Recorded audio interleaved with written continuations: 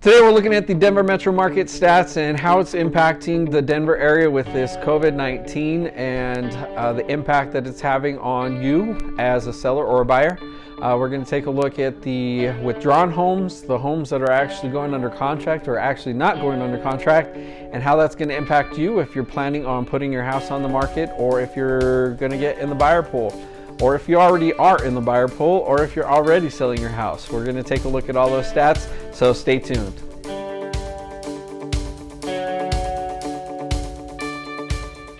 To look at the COVID-19 data, I wanted to take a look at the March 2020 stats for Denver Metro, also the cities of Northland, Thornton, Westminster.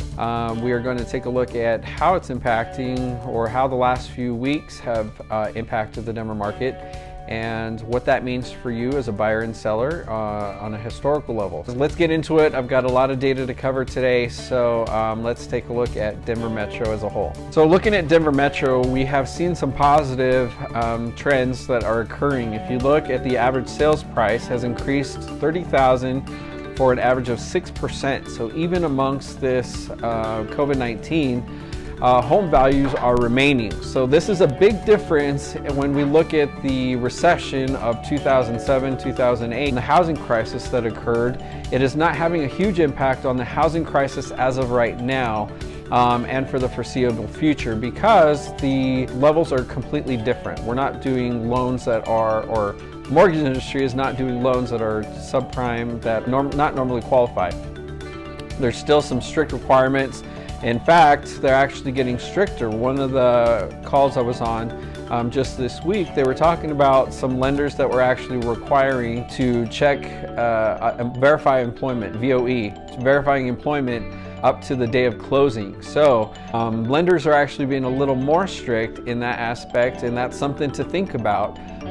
Some were having a hard time getting in touch with lenders from 2 years ago, verifying 1 month of employment. So those are things that you might want to get in order if you're thinking about buying. And let's take a look at the average days on market in the Denver metro area dropped from 44 to 42. So we're seeing houses sell a little bit quicker than they were, which is kind of odd during this time. Number of sales has increased to 148. So the houses that are coming on the market are actually selling, which in this time there's been some confusion that we're going to talk about COVID and some of the regulations that Dora has talked about, as well as Governor Polis, and how it's affecting the real estate market and showings. So stay tuned for that. List price to sold price ratio is the same, so about 100%. Not seeing a lot of price drops. I think homeowners are actually being more cautious, and they're kind of holding their price because they're seeing that it may take a little bit longer to sell their house. And the average days on market for the Denver market as a whole at 42, that definitely shows that, because 44 days on the market is a little bit over a month on the market. And that may be important to keep in mind if you're selling and you're like, do I do a price drop? Do I not? How much do I drop the price? You may need to be a little bit more patient. We'll talk about the showings and things like that here in a second. Number of new listings. This is the stat that kind of got me off guard, because even through this time, in the whole month of March, we saw an increase of 1,000 new homes come on the market. This is an increase from last year of 8,540. So if you look at that, from 8,540 to 9,597, that's a big jump. And it follows in line with where we should normally be in this market, because March is typically the peak. So I think a lot of people were still putting their homes, or are still putting their homes on the market to try and to captivate any traffic that is still looking. Since we are in the peak of or normal peak, I think that peak is actually going to come a little bit later once some of these restrictions have been lifted for showings, etc. People that have pulled their homes off the market, they may be putting them back on once this COVID thing has restrictions have lifted a little bit. So that's something to say, because I think a lot of people still are looking for homes. A lot of homes are still going under contract. Surprise, surprise. I've seen a lot of agents get a little creative and actually putting clauses in the contract that, hey, the agent has gone out to do a Zoom showing or show it on FaceTime or some virtual type of showing, and then allowed for the buyer to actually go out and do a personal showing within a couple of days or 48 hours. That's one thing that I've seen, and that may buy you some time, make sure the buyer has a chance to go look at it, lessen the risk of buying a house that sight unseen, and still gives the buyer an opportunity to see the house. So a couple things to think about with that. So as you can see, Denver, the market is still strong, although we are going to see some variances from city to city. So as a whole, things are looking good, but COVID is causing some things to have to get creative with.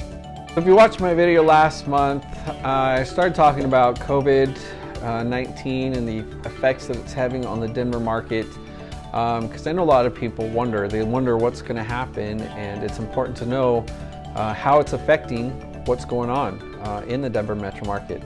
So a couple things I wanted to highlight, or a few things I want to highlight, is an article that I saw from Colorado Home Realty that came out, and they talk about the activity that's taken place and the decrease in showings, under contract listings, things like that, or withdrawn listings, people that are pulling their homes off the market. So I wanted to highlight a few of those graphs today, and mentioning kind of what direction you might want to know what direction we're headed.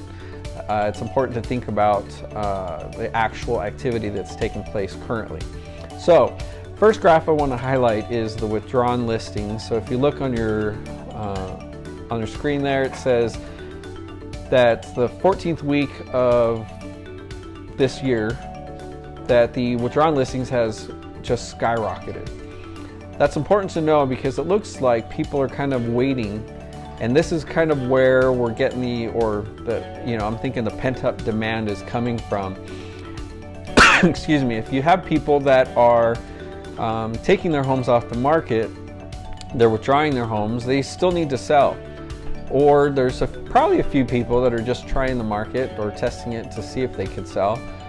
But in this case, the increase, there's an average of normal of 100 average homes typically that people withdraw their homes off the market at any given time over the last 3 years.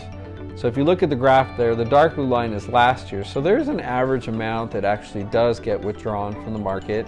And those are your people that are kind of just testing it, or maybe there's been a status change in their home or whatever the case is, and they choose not to list their home. Or maybe it's been on the market a long time and they're not getting the price that they want. They want to see if they can get the price that they want. So instead of dropping the price, they kind of pull it back off the market to see if that'll make a difference. But in this case, you can see a huge spike in the traffic of withdrawn homes, or people that possibly have. So we see that week, the 11th week, that's where it really starts to skyrocket. And we've kind of leveled out over the last 3 weeks. If you look at that graph there, from weeks 11 through 15, it's kind of leveling out in that area. So it's going to be encouraging to see, as some of these restrictions are lifted, we're seeing some relief in this COVID-19 effects with the amount of people that have been affected. It's important to think about where that's going to come out in the end. So there is some truth to the fact that this COVID-19, they say, oh, it has no effect on the Denver market or whatever. We can definitely see some impacts on that, and I think this is going to result in a pent-up demand in the future once this COVID thing is over. So that's that initial graph there. One of the other graphs I want to highlight, put on your screen there, is under contract listings have actually decreased over this time. If you look at the blue lines, that kind of gives a trend of where the peak is. So March, April is starting to be the peak in the Denver area, and you can definitely see that trend in those graphs, especially over last year. The dark blue one, 2019, shows the increase just spiking in that normal time frame. But if you look at the orange line, you can see a huge spike down of under contract listings starting in week 9. So there's a huge spike downward that really just makes a huge difference. We're basically at half of where we'd normally be at this time. So even though we're seeing a lot of houses come on the market, things that are changing, we're seeing people still buying what's coming on the market, there is still a huge decrease in actual under contracts over last year. So it is definitely having an impact, but I anticipate that what we're going to see historically on this is that we're going to see a spike back up to normal levels later in the season, possibly June, July, possibly August, where we would normally see a downturn. People are going to start, I imagine, are going to start more activity. So something to think about. We don't know what the future holds. We can only anticipate based on this, based on the strength of price. Home prices have not dropped. So in the last recession, that's a big indicator of the economy, is housing prices have dropped significantly. Well, in this case, we're not seeing that at all. We're seeing housing prices remain or seeing increases in value. So that is still great news. And so some of you that are wondering, how much is this going to affect us? Are we seeing another recession like we did last time? So far, the indicators are not showing that. It is definitely trending in a different direction than it did previously. This seems like a possible temporal dip. So just wanted to highlight that. Showings, if you look at the graph there, have also decreased. Maybe you have a house on the market right now that you want to list or that is listed, but you're not getting the traffic that you want. Well, it's probably going to need patience. As we saw in the Denver Metro stats, it's taken over a month and a half to sell your home. That's the average. So you may only have 1 or 2 showings of an agent that comes through, shows it virtually, and is possibly showcasing or advertising that online as well. Those are some things to consider. So don't get too distressed out if you're not getting the number of showings that you want.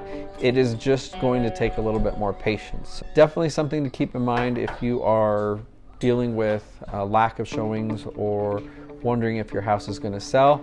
It's important to know and have the right expectations when you are on the market, so you don't get frustrated and make decisions and drop the price or lose out on money that you could still be getting just because you're not sure of what direction to go.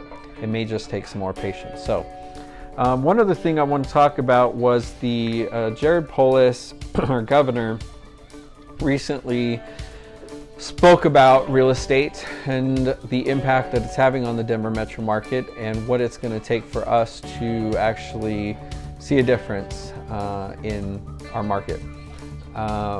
He seems to know the importance of housing and things, but there's so much ambiguity between Department of Regulations and the state, and no one wants to really seem to take a charge based on the activities that have taken place and people that were put out recently for showings that shouldn't have been.